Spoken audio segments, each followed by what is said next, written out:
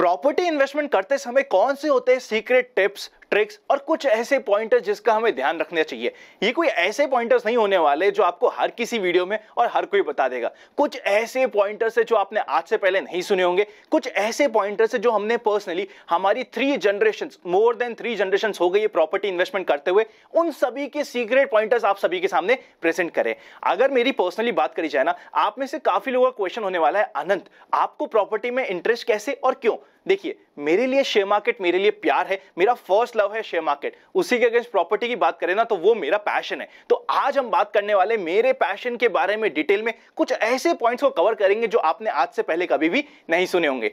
मेरा नाम है अनंत Ladda, CFA, CA, CFP, LLB। इससे पहले कि हम वीडियो स्टार्ट करें, अगर अभी तक आपने open for all free Telegram join नहीं किया, सीधा टेलीग्राम पे जाके इन्वेस्ट आज फॉर कल सर्च करिएगा, आपको ये चैनल मिल जाएगा।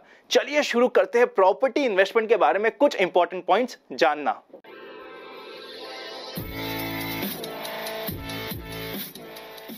अगर हम प्रॉपर्टी इन्वेस्टमेंट्स को डिवाइड करें, टोटल 5 टाइप के प्रॉपर्टी इन्वेस्टमेंट्स होते हैं जो आप और हम कर सकते हैं। सबसे पहले हम 5 टाइप के प्रॉपर्टी इन्वेस्टमेंट्स को समझेंगे, उनके रिलेटेड कुछ पॉइंटर्स को जानेंगे और फाइनली कुछ 4 ऐसे पॉइंट्स जानेंगे जो आपको हर एक प्रॉपर्टी इन्वेस्टमेंट पे ध्यान रखना जरूरी हो जाता है। सबसे पहली टाइप ऑफ प्रॉपर्टी जो हम इन्वेस्टमेंट कर सकते हैं वो होती है कमर्शियल प्रॉपर्टी। यहां पे मैं उन सारी कमर्शियल प्रॉपर्टी की बात कर रहा हूं जो आपको मॉल्स में मिलने वाली है। मॉल्स में जो हम दुकानें खरीदते हैं ना, उसी की बात हम यहां पे करने वाले। जब भी हम कमर्शियल प्रॉपर्टी बाय करें, स्पेशली किसी मॉल में बाय करें, वहां पे हमें एक क्लॉज का हमेशा ध्यान रखना चाहिए। सबसे इंपॉर्टेंट क्लॉज होने वाला है गारंटीड रेंटल इनकम का क्लॉज। मतलब क्या हुआ? मतलब ये हुआ, जब आपने एक मॉल में एक दुकान खरीद ली है, कुछ प्रॉपर्टी में इन्वेस्टमेंट कर दिया है, वहां पे जो मॉल का ओनर है उसने आपको गारंटी दी है कि पर्टिकुलर XYZ अमाउंट का रेंट आपको हर मंथ मिलने वाला है। अगर नहीं मिला तो उस ओनर को देना पड़ेगा वो रेंट। इससे क्या चीज होती है? 2 चीज का पता चलता है। सबसे पहले हमें पता चलता है क्या वो प्रॉपर्टी में उस ओनर को खुद को विश्वास है या नहीं। अगर किसी ओनर को विश्वास होगा तभी वो गारंटीड इनकम का क्लॉज डालने वाला है। सेकंड इंपॉर्टेंट पॉइंट, हमें एटलीस्ट ना मंथली रेंटल इनकम की गारंटी हो जाती है। एटलीस्ट हमें सेटिस्फैक्शन रहता है कि मुझे मंथली कुछ ना कुछ पैसा, गारंटीड मिनिमम अमाउंट तो मिलेगा ही, जितना ज्यादा मिले उतना ही हमारा गेन हो सकता है। तो कभी भी हम कमर्शियल प्रॉपर्टी बाय करें मॉल में, हमेशा गारंटीड इनकम का क्लॉज, गारंटीड रेंट का क्लॉज होना जरूरी हो जाता है। नेक्स्ट बात करते हैं प्लॉट्स की। जब भी हम प्लॉट्स बाय करते हैं ना, हमारे पास 2 ऑप्शन आते हैं। पहला तो हम किसी गवर्नमेंट बॉडी से या गवर्नमेंट से बात कर ले, जैसे कि राजस्थान की बात करें तो यहाँ पे रीको होती है। ऐसे ऑलमोस्ट हर एक स्टेट्स में कोई ना कोई गवर्नमेंट ऑर्गेनाइजेशन होती है, हम सीधा उस गवर्नमेंट ऑर्गेनाइजेशन से कोई प्लॉट बाय कर सकते हैं। सेकेंड ऑप्शन होता है हम किसी प्राइवेट डीलर से, किसी प्राइवेट कॉलोनाइजर से बाय करें।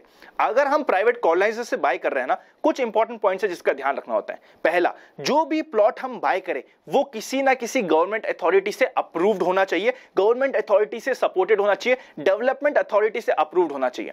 हर एक ऑर्गेनाइजेशन की, हर एक लोकेशन की एक अलग गवर्नमेंट बॉडी हो सकती है। जैसे कि जयपुर में होती है जयपुर डेवलपमेंट अथॉरिटी। जो भी आपकी लोकल गवर्नमेंट अथॉरिटी है उससे प्लॉट आपका हमेशा अप्रूव्ड होना चाहिए। सेकंड इंपॉर्टेंट पॉइंट और सेकंड ट्रिक, इस ट्रिक का ध्यान रखिएगा।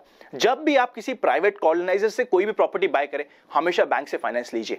हमारी इच्छा क्या होती है, यार मेरी प्रॉपर्टी में सीधा सीधा पैसा दूं और ले लूं, मत करिए। हमेशा, चाहे कितना ही छोटा है, कितना ही बड़ा अमाउंट क्यों ना हो, हमेशा बैंक से फाइनेंस करवाइए। उससे क्या फायदा होगा? जब भी बैंक कोई भी प्रॉपर्टी के ऊपर फाइनेंस करता है ना, वो सारे के सारे प्रॉपर्टी के डॉक्यूमेंट्स को चेक करता है, मेक श्योर करता है किसी भी टाइप का इशू या कंफ्यूजन उस प्रॉपर्टी के रिलेटेड ना हो। मतलब जो चीजें आपको खुद को मैं बोलने वाला हूं कि आप ये चीजें ध्यान रखो, वो बैंक आपके लिए बाय डिफॉल्ट मेक श्योर करेगा कि आपके लिए वो सारे पॉइंट्स टेक केयर हो गए। इसीलिए जब भी हम प्लॉट बाय करें, स्पेशली अगर हम बाय कर रहे हैं किसी प्राइवेट कॉलोनाइजर से, हमेशा बैंक फाइनेंस करवाइए। बैंक आपके लिए एक ऑडिटर का काम करने वाले, सारे डॉक्यूमेंटेशन को कंप्लीट करने वाला है।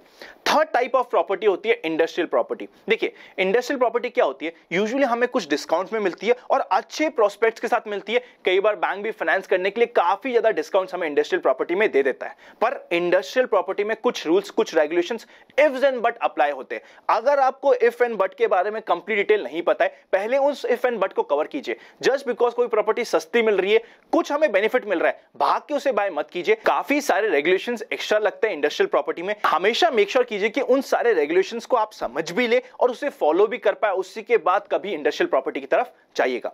फोर्थ टाइप की प्रॉपर्टी होती है एग्रीकल्चर प्रॉपर्टी। ये ना हमें हमारे शहर शहर से बाहर किसी बहुत दूर जाके जगह पे मिलती है, काफी सस्ती मिल रही होती है, हमें काफी अट्रैक्शन होता है, हमें लगता है यार इतनी सस्ती भी प्रॉपर्टी मिल सकती है क्या।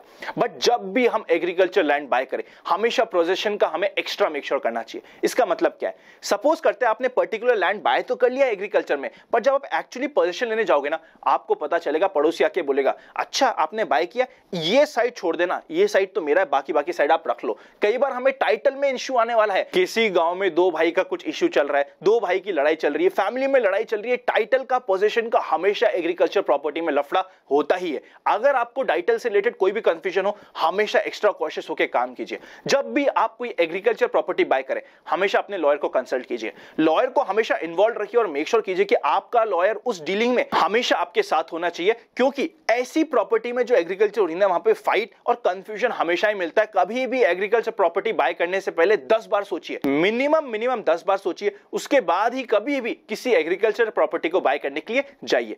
Fifth type of property investment होता है फ्लैट।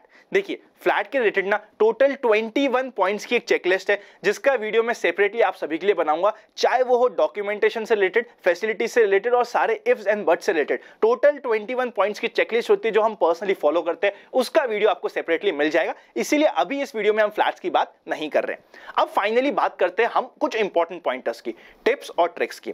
सबसे पहली ट्रिक, देखिए इस पॉइंट का आप हमेशा ध्यान रखिएगा, चाहे आप कोई सी भी प्रॉपर्टी लीजिए, उस प्रॉपर्टी के आप रेकी कीजिए।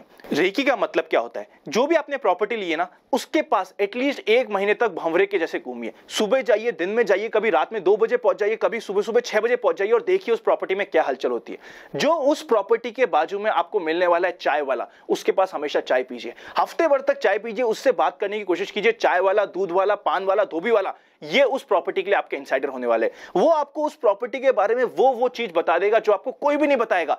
आपको पता ही नहीं चल सकता इनसाइडर इंफॉर्मेशन क्या है उस प्रॉपर्टी के रिलेटेड, जब तक आप उसकी रेकी ना करें। एटलीस्ट मिनिमम टू मिनिमम 1 महीने की रेकी कंपलसरी होती है, कभी भी आप किसी भी प्रॉपर्टी को बाय करें। मेक श्योर कीजिएगा रेकी ना, इसका मतलब ये नहीं कि मैंने मेरे ब्रोकर पे विश्वास कर लिया, रेकी करने की क्या जरूरत है। ब्रोकर पे विश्वास करो, पर रेकी करना सबसे कंपलसरी होता है। मेक श्योर कीजिए वहां का पान वाला आपको अच्छे से जाने, दूध वाला आपका दोस्त बन गया हो और वहां का जो धोबी वाला है वो आपको जानता हो, ओ भाई साहब कैसे हो, जरूरत पड़े उसको कभी 100-50 रुपए दे दीजिए, ऐसी टिप दे दीजिए, उससे जानने की कोशिश कीजिए उस प्रॉपर्टी के बारे में, घूम फिर के उस प्रॉपर्टी की बात कीजिए। पान वाले के साथ बैठे हो, पान वाले के साथ बात कर रहे हो, घूम फिर के उस प्रॉपर्टी की बात पे लाओ, समझने की कोशिश करो क्या कहीं कुछ लफड़ा तो नहीं है उस प्रॉपर्टी के रिलेटेड, कहीं कुछ कंफ्यूजन तो नहीं है उस प्रॉपर्टी के रिलेटेड, कहीं कुछ न्यूज तो नहीं फैली हुई उस प्रॉपर्टी के रिलेटेड। मेक श्योर कीजिए कि आप इस चीज का ध्यान रखिए। सेकंड इंपॉर्टेंट पॉइंट, जिससे भी आप प्रॉपर्टी बाय करें ना, उसकी इमेज बहुत ही क्लीन और साफ सुथरी होनी चाहिए। ऐसा नहीं होना चाहिए कि आप तो किसी से प्रॉपर्टी बाय कर रहे हो, पूरे गांव में पता हो कि यार ये तो चोरी आदमी है। उसकी हमेशा मेक श्योर कीजिए कि आप प्रॉपर्ली हमेशा क्रेडिबिलिटी चेक पहले करा ले। थर्ड इंपॉर्टेंट पॉइंट, देखिए हो सकता है आपके पास कुछ अपने फैमिली ब्रोकर हो जिनके साथ आप जनरेशन से डील कर रहे हो, बहुत अच्छी बात है। अगर आपके पास फैमिली ब्रोकर नहीं है,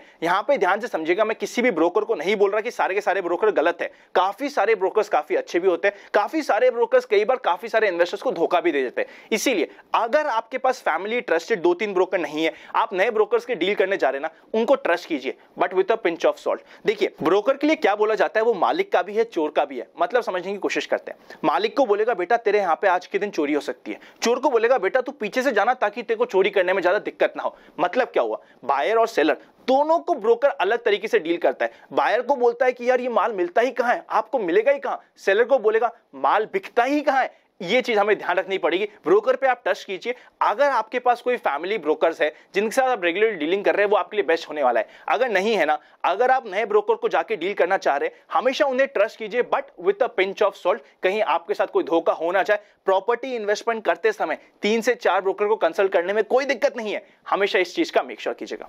फोर्थ इंपॉर्टेंट पॉइंट और फोर्थ ट्रिक, यूजुअली हमें क्या लगता है, यार अनंत पता है मेरा ही गांव, मेरा ही शहर या मेरी ही जगह ऐसी है जहां पे सारे के सारे चोर हैं, मैं तो बाहर जाके प्रॉपर्टी लूंगा। फॉर एग्जाम्पल आज के दिन मैं कोटा में हूं, तो मैं क्या सोचूं, यार मैं कोटा में तो नहीं लूंगा, यार कोटा में तो लोग लूटते हैं, बाहर जाके मैं जयपुर जाके प्रॉपर्टी लूंगा।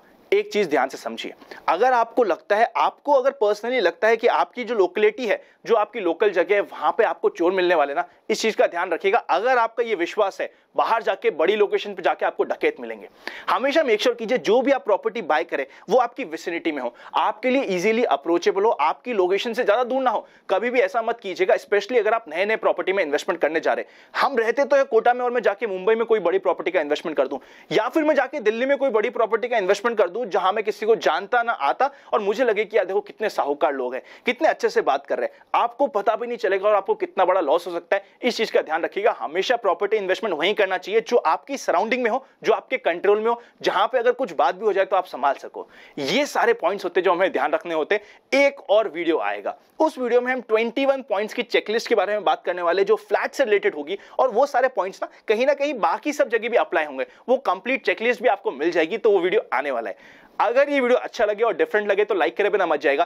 चैनल को सब्सक्राइब, बेल आइकन क्लिक नहीं किया तो कोई इंपॉर्टेंट वीडियो मिस हो जाएगा। वैसे बात करी जाए ना तो प्रॉपर्टी इन्वेस्टमेंट करते समय बहुत सारे पॉइंट्स को देखना होता है, बट अगर हमने ये सारे छोटे छोटे पॉइंट्स को रख लिया ध्यान, तो मेजॉरिटी चीजें हमारे लिए ध्यान हो जाएगी। जैसे कि रेकी वाला पॉइंट हुआ, ब्रोकर वाला पॉइंट हुआ, बैंक फाइनेंसर वाला पॉइंट हुआ। जब भी आपको किसी भी प्रॉपर्टी में कंफ्यूजन हो, बैंक फाइनेंस हमेशा कराओ। बैंक तब तक आपको फाइनेंस करके नहीं देगी जब तक प्रॉपर्टी बिल्कुल क्लियर नहीं होगी। Happy investing and I will see you very soon.